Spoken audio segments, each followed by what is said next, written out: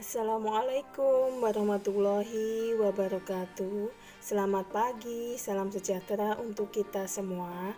Hari ini kita belajar tema 3, subtema 2, kegiatan siang hari. Anak-anakku, segala yang terjadi di dunia adalah kehendak Tuhan, termasuk bergantinya waktu. Semua itu adalah nikmat yang begitu besar. Oleh karena itu, harus kita syukuri semua nikmat itu. Bentuk syukur salah satunya dengan berdoa sebelum melakukan sesuatu. Mari kita saksikan video terjadinya siang dan malam. Halo adik-adik, tahu nggak sih bagaimana terjadinya siang dan malam di bumi kita? Yuk simak penjelasannya dari animasi ini. Ada fakta menarik dalam proses terjadinya siang malam yang harus adik-adik ketahui. Yang pertama, matahari selalu memancarkan cahaya sepanjang waktu. Yang kedua, bumi mengelilingi matahari, bukan matahari yang mengelilingi bumi. Yang ketiga, bumi berputar pada porosnya, yang biasa kita sebut sebagai rotasi bumi.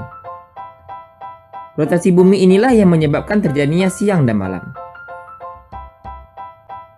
Keempat, sekali putaran bumi secara penuh memerlukan waktu 24 jam.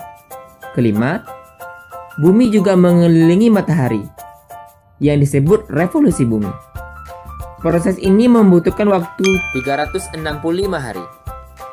Nah, setelah memahami fakta menarik ini, yuk kita simak bagaimana terjadinya siang dan malam. Terjadinya siang dan malam terjadi karena rotasi bumi, atau perputaran bumi pada porosnya. Pada saat belahan bumi terkena sinar matahari, maka di daerah tersebut terjadinya siang hari.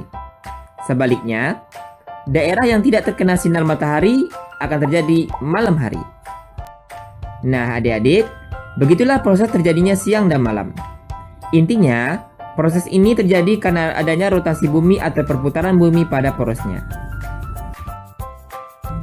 Nah, itulah tadi proses terjadinya siang dan malam. Di subtema 1 kita belajar tentang pagi hari. Sekarang kita akan belajar tentang siang hari. Pada siang hari, matahari semakin tinggi. Bulan dan bintang tidak tampak di langit, suasana menjadi terang, hawa udara semakin panas. Pada siang hari, banyak makhluk hidup beraktivitas. Manusia bekerja di siang hari, ada yang bercocok tanam di sawah, ada yang di kantor, dan kalian pulang sekolah. Serta banyak hewan mencari makan di siang hari. Di manakah bayangan kita pada pagi hari, siang, dan sore hari? Mari kita simak video berikut ini. Matahari. Hai teman-teman, salam Neobi. Ada 6 hal yang perlu kita ingat tentang matahari. Pertama, pengertian matahari. Matahari adalah benda langit seperti bola berisi gas.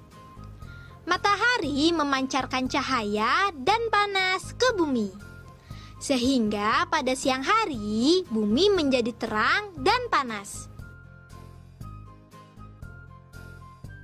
Kedua, matahari di pagi hari. Matahari terbit di sebelah timur. Saat pagi hari, bayangan benda mengarah ke barat dan lebih panjang dari benda aslinya. Contohnya, anak yang berdiri di pagi hari. Panjang bayangan anak akan tampak lebih panjang daripada tinggi anak. Ketiga, matahari di siang hari. Di siang hari, kedudukan matahari tepat di atas kita loh. Bayangan benda tidak terlihat karena bayangan benda berada tepat di bawah bendanya. Contohnya, anak yang berdiri di siang hari ini. Bayangannya tidak terlihat karena tepat berada di bawahnya.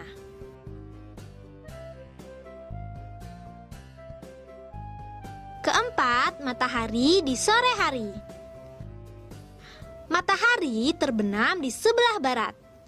Saat sore hari, bayangan benda mengarah ke timur dan lebih panjang dari benda aslinya.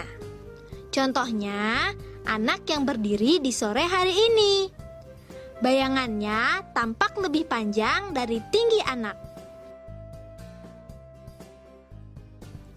Kelima, manfaat sinar matahari. Sinar matahari sangat bermanfaat bagi manusia, terutama sinar matahari pagi, yaitu sebagai sumber cahaya, sumber panas, membantu proses pembentukan vitamin D, dan lain-lain.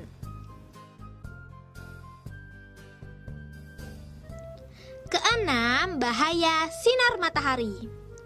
Sinar matahari juga bisa menimbulkan bahaya loh, terutama sinar matahari saat siang hari. Bila terlalu lama terkena sinar matahari, kulit bisa menjadi terbakar, bahkan bisa menimbulkan kanker kulit.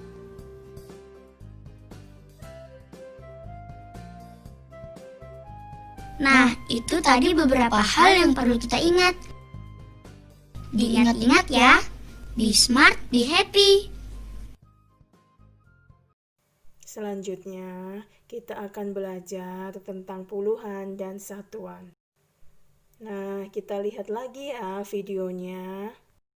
Puluhan dan satuan. Hai teman-teman, salam Neobi. Ada dua hal yang harus kalian ingat mengenai puluhan dan satuan. Yang pertama, mengenal satuan. Satuan terletak paling kanan dalam sebuah bilangan. Coba perhatikan tabel berikut ini. Dari atas ke bawah, satuan setiap kolom adalah 0, 1, 2, 3, 4, 5. Pada baris pertama, semua satuan bernilai 0. Pada baris keempat, semua satuan bernilai 3. Pada baris keenam, semua satuan bernilai 5. Sekarang, dapatkah kamu menentukan satuan dari 53, 71, dan 26? Ya, betul sekali. Satuan dari 53 adalah 3. Satuan dari 71 adalah 1. Dan satuan dari 26 adalah 6. Yang kedua, mengenal puluhan. Puluhan dalam sebuah bilangan terletak persis di sebelah kiri satuan. Puluhan dalam sebuah bilangan terletak persis di sebelah kiri satuan. Perhatikan tabel ini. Dari kiri ke kanan. Puluhan setiap baris adalah 1, 2, 3, 4, 5, 6, 7, 8, dan 9.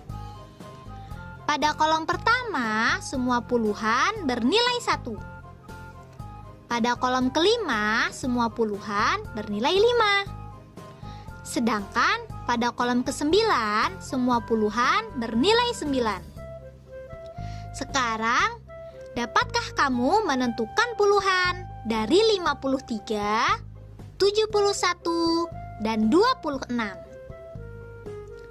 Puluhan dari 53 adalah 5. Puluhan dari 71 adalah 7. Sedangkan 2 adalah puluhan dari 26. Sekarang, ayo kita mulai latihan soalnya. Lihat gambar uang 25 sen yang dicetak pada tahun 1955 ini. Angka 5 pada bilangan 25 menyatakan satuan atau puluhan. Wah, kamu pintar sekali. Angka tersebut menyatakan satuan. Sekarang, coba kamu sebutkan puluhan dari bilangan 25. Tepat sekali. Puluhan dari bilangan 25 adalah 2. Sekarang, perhatikan gambar plang alamat rumah ini. Lihat nomor rumahnya ya, yaitu 49. Sebutkan puluhan dan satuannya dari nomor rumah tersebut. Wah, kamu pintar sekali. Puluhan dari 49 adalah 4. Dan satuan dari 49 adalah 9. Nah, itu adalah 2 hal yang perlu kita ingat. Diingat-ingat ya. Be smart, be happy. Nah, itulah tadi penjelasan tentang puluhan dan satuan. Anak-anak, kita harus tetap menjaga kesehatan dengan makan 4 sehat 5 sempurna. 4 sehat 5 sempurna yaitu makanan pokoknya nasi, jagung, roti, singkong, dan masih banyak yang lain lagi. Yang kedua yaitu lauk pauk, antara lain telur, ikan, tempe, tahu, daging, dan masih banyak yang lain lagi.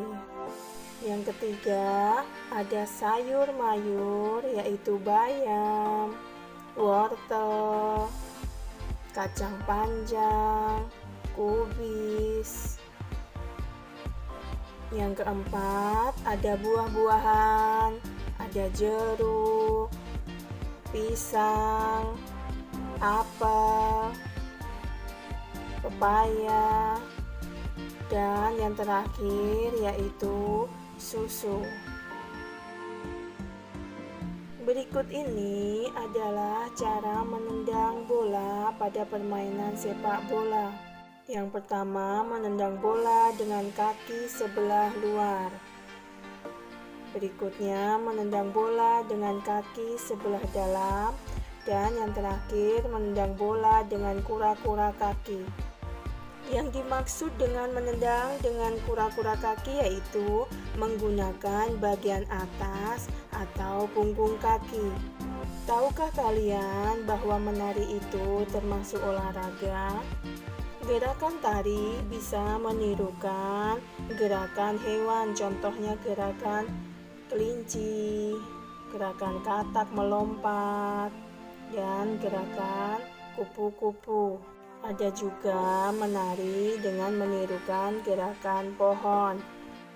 Ada tumbuhan rendah, tumbuhan tumbuh tinggi, ada tangkai berayun-ayun, ada juga menjulang tertiup angin, menguncup, mengembang, dan masih banyak yang lain lagi. Oke, demikian dari Miss. Terima kasih. Sampai ketemu lagi di tema dan subtema berikutnya.